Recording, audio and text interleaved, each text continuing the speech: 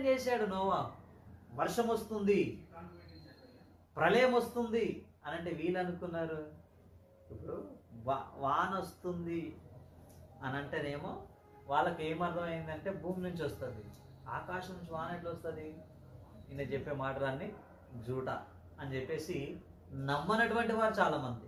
ఇప్పుడు అదే అంటారు, యేసు రక్తం నేను ఎట్లా కడుగుతుంది, కడుగుతారా, యేసు ఉన్నాడా అని అంటే ఇలాంటి సంఘటనలు ఎన్ని చూస్తున్నాం మనం రోజుకి.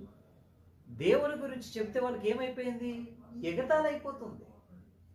ఇది ఇప్పుడే కాదు, అప్పటి నుంచి కూడా ఉంది. ప్రవక్తలందరూ పెందల కడ లేచి చెప్పారంట, మీ బ్రతుకులు మార్చుకోండి, మీ బ్రతుకులు మార్చుకోండి, బబులోనీలు వస్తారు, మిమ్మల్ని కొట్టుకొని తీసుకుపోతారు, మీ బ్రతుకులు మార్చుకుంటే ఆయన మనసు మార్చుకుంటాడు, మీరు మారండి మారండి అని పెందల కడ